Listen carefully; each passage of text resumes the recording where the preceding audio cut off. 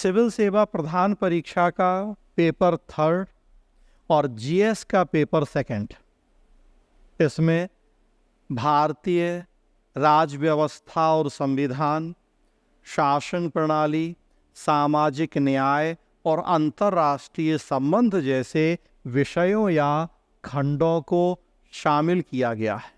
Indian polity and constitution, governance, social justice और international relation.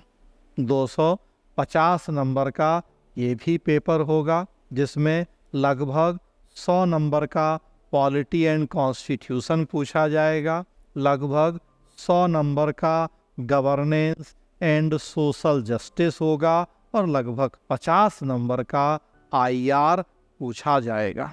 थोड़ा बहुत अंकों में प्लस माइनस हो सकता है हर साल के एग्ज़ाम में, क्योंकि यूपीएससी ने कोई ऐसा फिक्स नहीं बताया है कि कितने नंबर के प्रश्न किस सेक्शन से पूछे जाएंगे। एक लगभग में आपको पिछले 10-11 साल के प्रश्न पत्रों की एनालिसिस करके ये आइडिया बता रहा। पेपर बहुत इंटरेस्टिंग है, लेकिन उतना ही डायनामिक भी है। Polity, governance, social justice, IR, ये सारे सेक्शन ऐसे हैं जो केवल किताबों से तैयार नहीं हो सकते। किताबें तो पढ़नी ही होंगी आपको, बेसिक वहीं से तैयार होगा। अब भारत का संविधान समझने के लिए जो संविधान है, बेयर एक्ट है, आर्टिकल 1 से 395 है, वो पढ़ने ही पड़ेंगे। उनकी विषय वस्तु क्या है, उसका मतलब क्या है, वो जानना ही होगा। लेकिन केवल उतना पढ़ने से आपका काम नहीं चलेगा। आपको डे बाई डे क्या घटनाएं घट रही हैं गवर्नेंस या सोशल जस्टिस या आईआर से जुड़ी हुई, उनके प्रति अवेयर होना भी बहुत ज़रूरी होगा। तो सबसे पहले तो शुरुआत यहाँ भी आप 6 से 12th की एनसीईआरटी से ही करेंगे। पॉलिटी, कॉन्स्टिट्यूशन, सोशल जस्टिस से जुड़ी जो भी एनसीईआरटीज़ हैं 6 से 12 तक की, सबसे पहले आप उन्हें पढ़ेंगे। कुछ एडवांस लेवल की तैयारी के लिए और किताबें भी होंगी, जो अलग एक वीडियो में मैं चर्चा करूँगा आपसे।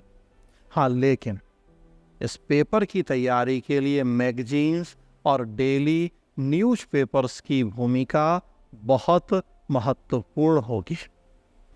जो जीएस का फर्स्ट पेपर था, हिस्ट्री, ज्योग्राफी, सोसाइटी, उसमें करंट अफेयर्स है, ज्योग्राफी में होगा, लेकिन उतना नहीं जितना कि सेकंड पेपर में। आईआर तो लगभग आप देखेंगे करंट बेस्ड ही होगा।